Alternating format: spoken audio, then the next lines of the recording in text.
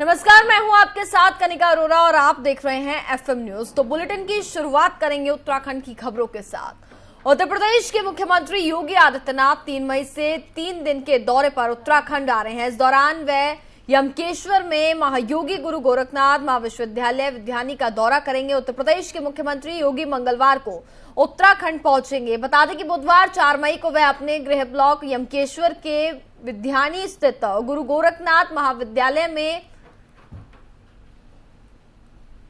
आयोजित कार्यक्रम में हिस्सा लेंगे। साथ ही महंत अवैधनाथ की प्रतिमा का भी अनावरण करने का इसमें कार्यक्रम बताया जा रहा है। यूपी के सीएम योगी आदित्यनाथ उत्तराखंड के सीएम पुष्कर सिंह धामी से 4 मई को यूपी पर्यटक निगम के भागीदारी पर्यटक से भी मुलाकात करने का उनका कार्यक्रम जो है वो बताया जा रहा है। यानी कि तमाम कार्यक्रम जो हैं जो सीएम योगी आदित्यनाथ के उत्तराखंड में आने वाले दिनों में देखने को मिलेंगे। 3 मई से वह दौरे पर रहेंगे और दौरे को लेकर के धामी सरकार की जो तैयारियां हैं वो तेज हो गई हैं।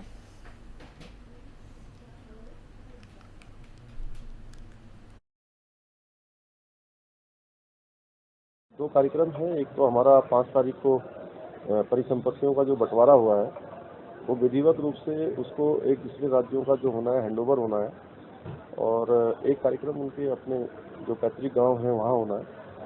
तो रहेंगे दोनों में।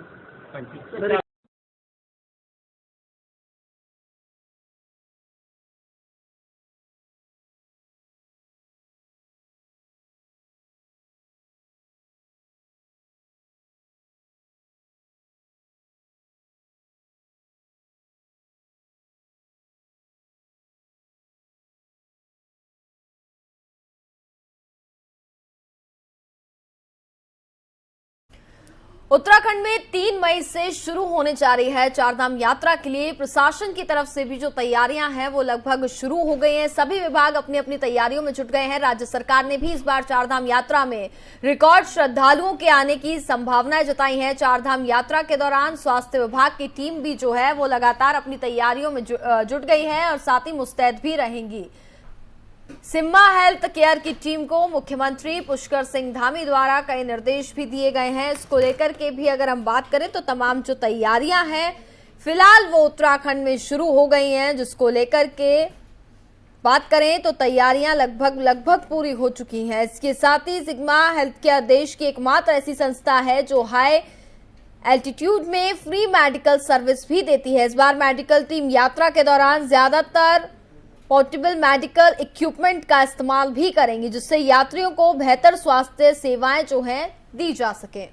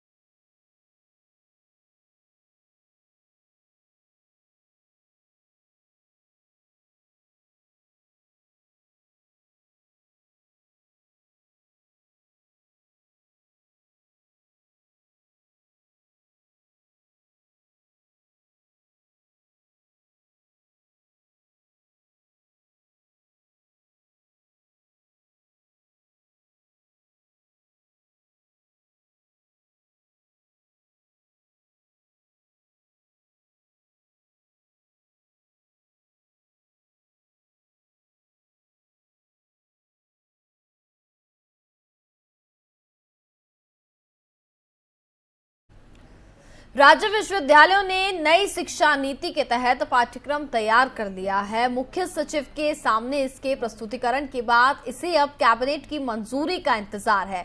उच्च शिक्षा मंत्री बात करें तो उनका भी साफ तौर पर यह कहना है और इसको लेकर के जो कई तैयारियां हैं फिलहाल इस पर भी चर्चा की जा रही है। इसके साथ ही बात करें तो डॉक्टर धन सिंह रावत ने कहा कि इसे इसी साल नए शिक्षा सत्र से लागू किया जाएगा। उत्तराखंड इसे सबसे पहले लागू करने वाला पहला राज्य होगा। राज्य विश्वविद्यालयों की ओर से नई शिक्षा नीति के तहत पाठ्यक्रम तैयार किए जाने के लिए माध्यमिक शिक्षा मंत्री की अध्यक्षता में पूर्व में टास्क फोर्स गठित की गई है। उच्च शिक्षा मंत्री डॉक्टर धन सिंह रावत के मुताबिक पिछले 6 महीने की मशक्कत के बाद उच्च शिक्षा में नई शिक्षा नीति के तहत पाठ्यक्रम तैयार कर लिया गया। मुख्य सचिव के सामने इसके प्रस्तुतिकरण के बाद एक और बैठक होनी है। इसके बाद इसे कैबिनेट में लाया जाएगा। आपको बता दें कि नए शिक्षा नीति के तहत जो पाठ्यक्रम तैयार किए गए हैं उसमें 70% पाठ्यक्रम सभी विश्वविद्यालयों में समान रूप से लागू रहेगा, जबकि 30% पाठ्यक्रम को विश्वविद्यालय अपने हिसाब से बदल सकेंगे। पाठ्यक्रम को रोजगार भी बनाया गया है।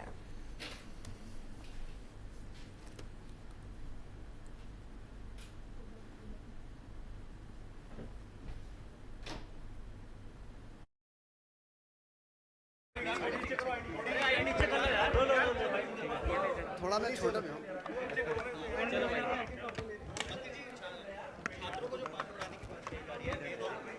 सर किस तरीके से आप देखते हैं कि हम लेने जा रहे हैं? क्या कुछ नीचे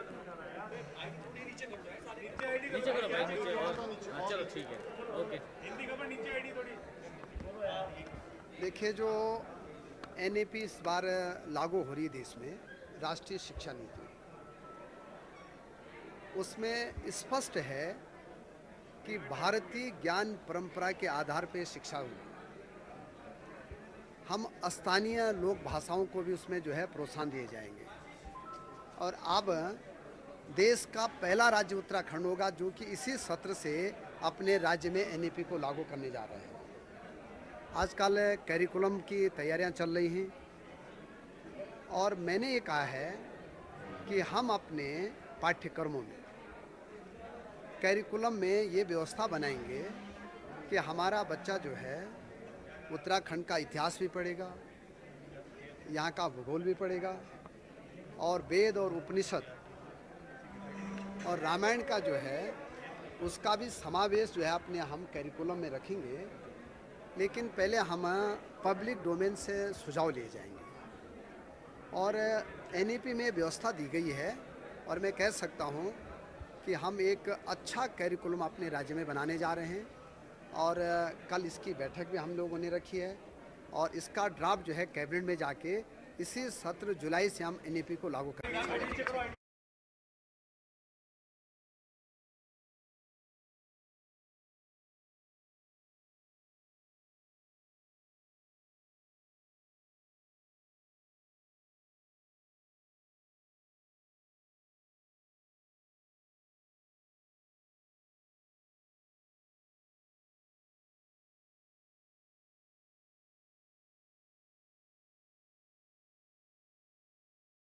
विश्वविद्यालयों में नई शिक्षा नीति के तहत अब जो पाठ्यक्रम है उनको फिलहाल तैयार कर लिया गया है। इसको लेकर के लगभग तैयारियां जो हैं वो अभी तक पूरी हो गई हैं।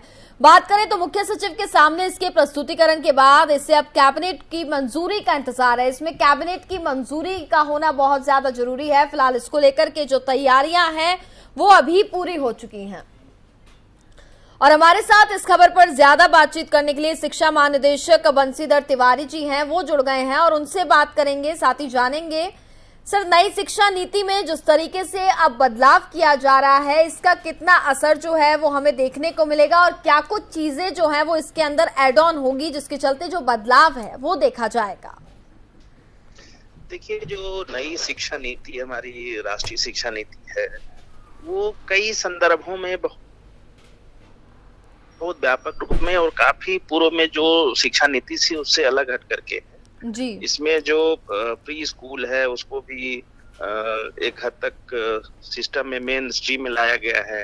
इसके अलावा जो मातृभाषा है यानी जो हम स्थानीय भाषाएं बोलते हैं 1 to 5 उसमें शिक्षा देने की बात कही गई है। वोकेशनल कोर्सेज जो शिल्प है हमारे उनको करने की बात की गई है ताकि बच्चे शुरू से ही उनके अंदर कोई कुशलता हो। वोकेशनल कोर्सेज भी इसमें शुरू किए हैं। तो रोजगार परक भी है, स्थानीय चीजों को जोड़ने के लिए है, संस्कृति के संरक्षण की बात है, जो स्थानीय लोक कलाएं हैं, लोक प्रथाएं हैं उनके संरक्षण की बात है। तो काफी व्यापक है ये। फिलहाल ये जो प्रस्ताव है इसको अभी रखा गया, लेकिन मंजूरी कैबिनेट में जो मंजूरी है इसको लेकर के अभी इंतजार किया जा रहा है। वहीं बात करें, जैसा कि कई बच्चे अभी ऐसे हैं जिनको भारतीय संस्कृति का इतना ज्ञान नहीं होता है, तो ये एक अच्छे फैसले के तौर पर भी इसको बिल्कुल देखा जा रहा है। बिल्कुल, इससे क्या है कि जो हमारी स्थानीयता है, कहते हैं स्थानीयता ही राष्ट्रीयता बनाती है। जो स्थानीयता है, उस जो संस्कृति है, जो उसकी सभ्यता है, जो उसके सांस्कृतिक पहलू हैं, उनके सबके संरक्षण और संवर्धन की बात की गई है। तो निश्चित रूप से ये हम अपने आने वाली पीढ़ियों को अपनी पुरानी चीजों को हस्तांतरित कर सकेंगे। तो ये बहुत अच्छा प्रयास है इसमें। सर एक सवाल और, मतलब सिर्फ गवर्नमेंट स्कूल्स में या प्राइवेट, दोनों स्कूलों में इस नियम को जो है वो लागू किया जाएगा? देखिए, इसको चरणबद्ध तरीके से लागू करना है। अभी तो हम लोग सरकारी विद्यालयों में इसको लागू कर रहे हैं और अभी जुलाई से हम लोग बाल वाटिका भी शुरू कर रहे हैं। आंगनबाड़ी, जो हमारे आंगनबाड़ी केंद्र में जो बच्चे पढ़ते हैं, तो ऐसे 5000 आंगनबाड़ी ऐसे हैं जो हमारे सरकारी विद्यालयों के कैंपस में ही है। तो फर्स्ट फेज में हम लोग उन्हीं को ले रहे हैं, उसमें बाल वाटिका हम शुरू कर रहे हैं और उसके बाद फिर आगे चरणबद्ध तरीके से सारे बच्चों को कवर करना है। इसमें जो सरकारी विद्यालय हों की, जो प्राइवेट में बच्चे हों भी, सबको इसका जो 3 साल के बच्चे और उसके आगे के हैं उनको पढ़ाई शुरू की जानी है। यानी कि शुरुआत जो है वो इसकी सरकारी स्कूल से की जा रही है, धीरे धीरे प्राइवेट स्कूल्स में भी इसको लागू करने की जो तैयारी रहेगी सरकार की। जी जी, बिल्कुल बिल्कुल बिल्कुल बिल्कुल तिवारी जी, सबको मिलकर के ही करना है। इसमें समाज की भी सहभागिता चाहिए, प्राइवेट विद्यालय की भी चाहिए। बिल्कुल, शिक्षा एक ऐसा विषय है, इसमें निरंतरता बहुत जरूरी होती है। ठीक है, अब जैसे छोटा बच्चा है, हम इसमें FLN की बात की गई है, जो फंडामेंटल लिटरेसी एंड न्यूमरेसी है, यानी कि जो मूलभूत गणित और भाषा है ना, उसको अगले 5 साल में हमें सारे जो हमारे बच्चे हैं उनको देना है। ठीक है, अब स्कूल में तो पढ़ाते ही हैं, घर में भी अगर गार्जियन बच्चों को बताएंगे, है ना, कि 1 केला + 1 केला = 2 केले, तो एक ऐसा बड़ा व्यवहारिक होता है कि घर में भी बच्चा सीखता है। जी। तो इसमें समाज की भी भूमिका है, जो अभिभावक है उनकी भी भूमिका है, जो प्राइवेट विद्यालय है उनकी भी जिम्मेदारी, हमारी भी जिम्मेदारी है। तो सब मिलकर के हम अपने बच्चों और जो हमारा आने वाला भविष्य उसका निर्माण करेंगे। बिल्कुल, बहुत बहुत शुक्रिया सर आपका हमारे साथ जुड़ने के लिए। Thank you.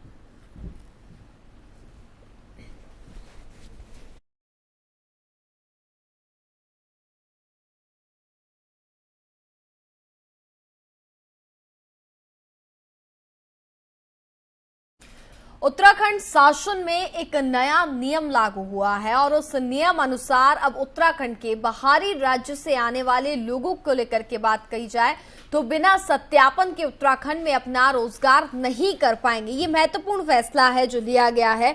इसी क्रम में शासन के निर्देश पर पुलिस प्रशासन ने खटीमा में भी बाहरी राज्य से आकर रोजगार करने वालों लोगों का सत्यापन काम लगातार तीव्र गति से हो रहा है। इसके साथ ही SSI देवेंद्र गौरव ने बताया कि बाहर से आकर रोजगार करने वाले और बिना सत्यापन के किराएदारों का सत्यापन अभियान अब चलाया जाएगा। इस दौरान लगभग 5 दर्जन चालान काटे गए। इसके साथ ही उन्होंने ये भी बताया कि आगे भी ये अभियान लगातार जारी रहेगा।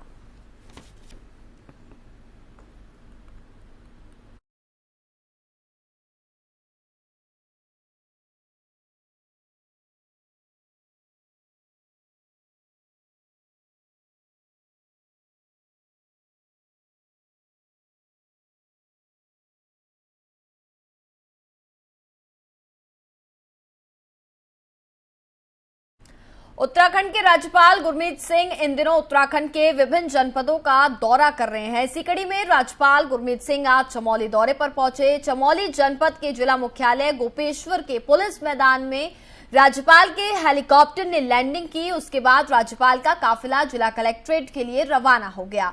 यहां कलेक्ट्रेट स्थित जिला सभागार में अधिकारियों के साथ बैठक लेंगे और इसके साथ ही 3 मई यानी कि कल से चारधाम यात्रा का आगाज होने जा रहा है। उससे पहले राज्यपाल आज चमोली दौरे पर पहुंचे हैं और माना यह जा रहा है कि राज्यपाल यहां अधिकारियों के साथ बद्रीनाथ धाम की यात्रा व्यवस्थाओं का जायजा लेंगे। इसके साथ ही राज्यपाल रेड क्रॉस समिति के सदस्यों की भी बैठक लेंगे। आपको बता दें कि राज्यपाल का चमोली 1 दिवसीय ये दौरा है और जो कि आज शाम को ही राज्यपाल देहरादून वापस भी लौट जाएंगे। तो चारधाम यात्रा की शुरुआत होने जा रही है। उससे पहले गुरमीत सिंह अधिकारियों के साथ बैठक ले रहे हैं। काफी ज्यादा महत्वपूर्ण है क्योंकि चारधाम यात्रा की जो शुरुआत है कोरोना काल के दौरान एक बार होने जा रही है और इसको लेकर के क्या कुछ व्यवस्थाएं हैं, सभी तरीकों को लेकर के जो बैठक है वो हो रही है और जरूरी दिशा निर्देश भी दिए जा रहे हैं।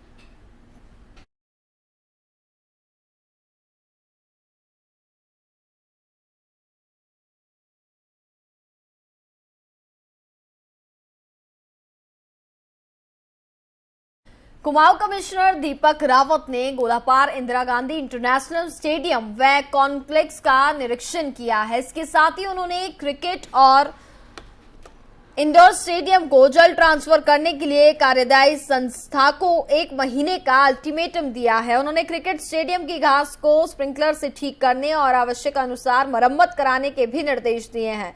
कार्यदायी संस्था ने कुमाऊं कमिश्नर को बताया कि स्टेडियम में निर्माण का कार्य पूर्ण कर लिया गया है। इंदौर स्टेडियम में बैडमिंटन कोर्ट, जिमेनियम और साथ ही प्रैक्टिस कोर्ट में फ्लोरिंग का कार्य पेयजल निर्माण निगम की ओर से किया जा रहा है। खेल विभाग को स्टेडियम के संचालन के लिए विद्युत संयोजन लेने के भी निर्देश दिए गए हैं।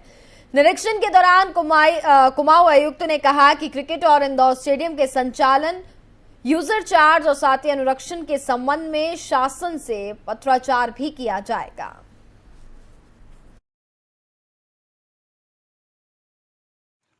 देखिए 173 करोड़ का ये प्रोजेक्ट था जिसमें से 166 का पेमेंट भी हो चुका है और जो पुराने इसमें ठेकेदार थे, जो भी इसमें वेंडर थे, उन्होंने अपने हिस्से के जो काम थे वो कर दिए हैं। केवल बैडमिंटन कोर्ट में जो फ्लोरिंग के काम हैं और अतिरिक्त कार्य हैं, साइनेजेस के काम हैं, कुछ बास्केटबॉल कोर्ट के काम हैं, वो पेयजल निगम के माध्यम से होने हैं जिसका जियो हुआ है। लेकिन जो बाकी चीज़ें तैयार हो चुकी हैं जिसमें कि ये क्रिकेट ग्राउंड भी है, हॉकी वाले में भी टर्फ नहीं लगी लेकिन उस पर निर्णय लेना है। बाकी आपके जो और कोर्ट्स हैं, मल्टीपर्पज़ कोर्ट है वो यूजेबल कंडीशन में है, तो स्विमिंग पूल भी आपका यूजेबल कंडीशन में है। तो ये यूज़ किस तरह से हो सकता है, मैं गवर्नमेंट को एक तो रिपोर्ट यहाँ से भेज रहा हूँ। सेकेंडली इस बात पे भी तय चर्चा होनी होगी, निर्णय लेना होगा कि इसको किस प्रकार से चलाना है, क्या यूज़र चार्जेस होंगे और आगे जो मेंटेनेंस होती है वो एमसी किसके पास रहेगी, इस पे तय होना। कुल मिला के ये कि एक इंफ्रास्ट्रक्चर बन गया, एसेट अगर बन चुका है तो उसको यूज़ भी होना चाहिए। यूजेबल चीज़ें जब यूजेबल कंडीशन में रहती हैं तो खुद ब खुद उनका मेंटेनेंस अच्छा रहता है। सर बड़ा इन्वेस्टमेंट हुआ और हैंडओवर होना बहुत जरूरी है सर क्योंकि सफेद हाथी बन के कहीं ना कहीं स्टेडियम रह गया सर, इसमें अपार संभावना है यहाँ पर खेल इसमें डेफिनेटली, क्योंकि एक एसेट बना है तो एसेट को यूज़ भी होना चाहिए। अब इसमें जो दिक्कतें आई हैं उसको आज मैंने देख लिया है और इससे मैं डिपार्टमेंट को भी और गवर्नमेंट को भी दोनों से इसमें बात करके इसका समाधान निकालना। सर लाइट यहाँ पर नहीं है, बोरिंग की स्थिति है यहाँ पर। पावर का कनेक्शन अभी नहीं मिला है क्योंकि अभी ये शुरू भी नहीं हुआ। एक तरीके से स्विमिंग पूल को चलाना है उसके लिए पावर का कनेक्शन चाहिए, वो हो जाए। देखिए 170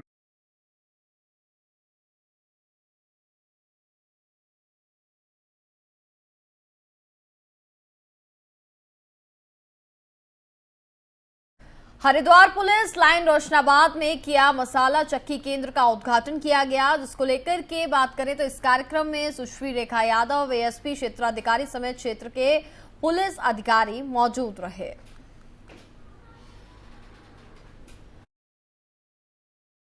पुलिस परिवार की महिलाओं को तो तेज बोलना पड़ेगा आपको। हमारे पुलिस परिवार की महिलाओं को स्वावलंबी बनाने हेतु उपवा के बैनर के तहत हमने मसाला चक्की की शॉप का उद्घाटन किया है। इस शॉप हमने अपने पुलिस लाइन में कार्यरत रही और परिवार में महिलाओं को डेडिकेट की है। ये महिलाएं इससे मसाले बनाएंगी और उसको बाजार में बेच करके अपने आप को स्वावलंबी, आत्मनिर्भर और फाइनेंशियली इंडिपेंडेंट बनाएंगे। आज पुलिस लाइन में उपवा के सौजन्य से एक मसाला चक्की का उद्घाटन किया गया है, जो कि पूर्णतः उपवा के जो सदस्यगण हैं उनके द्वारा इसको चलाया जाएगा। ये जहां एक और स्वरोजगार की दिशा में एक कदम है, वहीं पुलिस लाइन्स और आसपास के क्षेत्र के लोगों को शुद्ध और साफ मसाले यहां से मिल पाएंगे। डाडा जलालपुर गांव में बवाल की घटना के बाद ईद के त्योहार को लेकर के सतर्कता बरती जा रही है। पुलिस और प्रशासनिक अधिकारियों की ओर से जलालपुर व आसपास के गांव में सुरक्षा जो है वो काफी ज्यादा बढ़ा दी गई है। इसके साथ ही वहीं गांव में अब भी पुलिस बल तैनात है। और आपको बता दें कि डाडा जलालपुर गांव में 16 मार्च को हनुमान जन्मोत्सव के दौरान जमकर बवाल हो गया था। इससे गांव में तनाव फैल गया था। पुलिस ने मामले में कार्रवाई करते हुए लोगों से शांति बनाए रखने की भी अपील की थी। फिलहाल अब ईद के त्योहार को देखते हुए जो है सुरक्षा काफी ज्यादा बढ़ा दी गई है। इसके साथ ही पुलिस बल जो है उसकी भी तैनाती की गई है। कई और अन्य राज्य का भी अगर हम जिक्र करें तो वहां पर भी इसी तरीके को लेकर के पुलिस ने अलर्ट जारी कर दिया है और साथ ही सुरक्षा जो है वो भी बढ़ा दी है।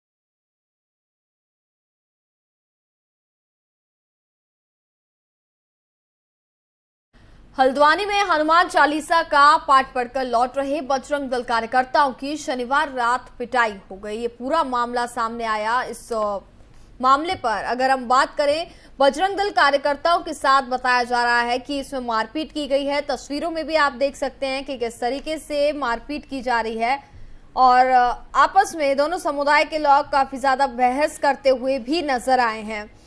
डाडा जलालपुर गांव में 16 मार्च को हनुमान जन्मोत्सव पर शोभा यात्रा के दौरान आपको बता दें कि इस तरीके का मामला भी हुआ था और वहीं 11 लोगों को फिलहाल इस पूरे मामले पर बताया जा रहा है कि हिरासत में भी ले लिया गया है। वहीं दूसरी तरफ घटना को लेकर बजरंग दल के लोग बैठक कर रहे हैं। मौजूद लोगों ने बताया कि हनुमान चालीसा पाठ करके वे घर लौट रहे थे। युवक हनुमान गढ़ी के पास गन्ने का जूस पीने के लिए रुके थे। उसी दौरान वहां करीब 6 से 7 बाइकों से बड़ी संख्या में समुदाय विशेष के लोग पहुंचे और तीनों युवकों के गले में भगवा गमछा पड़ा देख बजरंग दल का सदस्य होने के बारे में पूछा और अचानक हमला कर दिया। फिलहाल मारपीट को लेकर के क्षेत्र में तनाव की स्थिति भी बनी हुई है, जिसे लेकर के पुलिस ने अलर्ट भी जारी कर दिया है।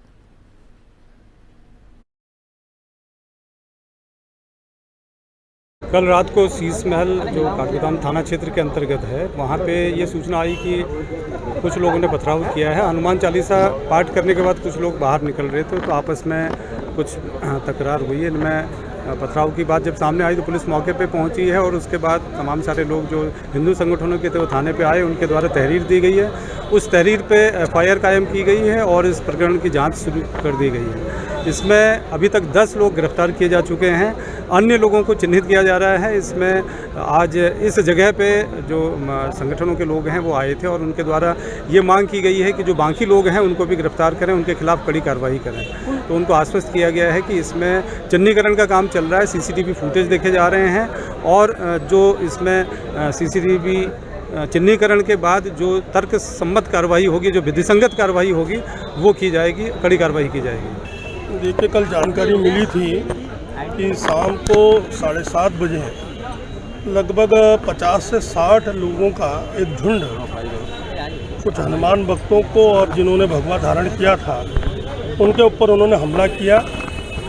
धारदार हथियार से लेकर पत्थर इत्यादि सभी से उनके द्वारा हमला किया गया और स्थानीय निवासियों का ये कहना है कि इतनी पत्थर की बरसात हमने कभी देखी भी नहीं। तो शीशमहल के क्षेत्र के लोगों को बड़ी पीड़ा है कि इस तरह का अराजक तत्व और एक समुदाय विशेष के कुछ लोगों के द्वारा ये काम किया गया। और इस संबंध में सभी लोग कल थाने गए थे। थाने जाके हम लोगों ने पुलिस प्रशासन को आगाह किया कि इस तरह की घटना बिल्कुल भी बर्दाश्त नहीं की जाएगी। हम सहनशील हो सकते हैं लेकिन हम निर्भीक भी हैं और ये बात मैंने उनको बता दी। रात को उनके द्वारा करीबन 10 गिरफ्तारी और हुई है। मंगलवार तक शाम को 6 बजे तक लगभग सबकी गिरफ्तारी करने की बात पुलिस प्रशासन ने की है। तभी जाके इस महापंचायत का यहाँ पर समापन हुआ। साथ ही कुछ मांगों को और महापंचायत ने पुलिस के सम्मुख रखा है कि इनकी आइडिया जांचें, इनकी गाड़ी के कागज़ों को जांचें और इतने लोग नैनीताल रोड पर किस तरह घूम रहे थे, CPU कहाँ थी, ये लोगों का प्रश्न है। CPU शहर के अंदर कहाँ पे थी, इसकी जानकारी लोगों को चाहिए कि इतना बड़ा झुंड हाथों में लाठी डंडे लेके चल रहा है, CPU क्या देख रही थी। तो ये कई प्रश्न हैं। फिर भी जितने भी यहाँ पे हनुमान भक्त, राम भक्त, सभी श्रद्धेजन शीशमहल के निवासी लोग और हमारे संगठन के और माता संगठन के लोग यहाँ पर आए थे। बड़ी सहनशीलता से, सूझबूझ से एक वातावरण को हम लोगों ने खराब नहीं होने दिया। लेकिन मैं आगाह करना चाहता हूँ कि गिरफ्तारियाँ अवश्य मंगलवार। उत्तराखंड में जंगल की आग थमने का नाम नहीं ले रही है। प्रतिदिन बड़े पैमाने पर जंगलों में आग लग रही है। ऐसे में आग के 5000 फीट से अधिक ऊंचाई पर स्थित 5 के जंगलों तक पहुंचने की भी चिंताएं अब सताने लगी है। इसे देखते हुए वन विभाग ने विशेष कार्य योजना बनाई है। राज्य के नोडल अधिकारी वनाग्री निशांत वर्मा के अनुसार वर्तमान में 5 के जंगलों से पत्तियां गिरती हैं। ऐसे में बात करें तो ये आग का फैलाव का कारण ना बने, इसे देखते हुए वहां सड़कों और रास्तों से कई जो व्यवस्थाएं हैं वो वहां पर पूरी की जा रही हैं। चूंकि लगातार उत्तराखंड में पिछले कुछ दिनों से बात करें तो आग की जो घटनाएं हैं वो बढ़ती जा रही हैं। ऐसे में ये आग का फैलाव का कारण ना बने, इसे देखते हुए वहां सड़कों और रास्तों से पत्तियों को एकत्रित किया जा रहा है। इसके साथ ही ऐसे क्षेत्रों को संवेदनशील मानते हुए वन कर्मियों को 24 घंटे अलर्ट मोड में रखा गया है। आपको बता दें कि राज्य में इस फायर सीजन में अब तक जंगलों में आग की 1844 घटनाओं में से 2985 हेक्टेयर वन क्षेत्र को नुकसान हो चुका है। इसके साथ ही आग है कि थमने का नाम नहीं ले रही है। पिछले सप्ताह आग उत्तरकाशी जिले की दरासू मुखेम क्षेत्र में बांज के जंगल तक पहुंच गई थी। बमुश्किल इस पर काबू पाया गया। इसके साथ ही इसको लेकर के लगातार वन कर्मियों को भी अलर्ट जारी कर दिया गया है और इस पर कड़ी निगरानी जो है इसको करने के भी निर्देश फिलहाल जो हैं वो दे दिए गए हैं।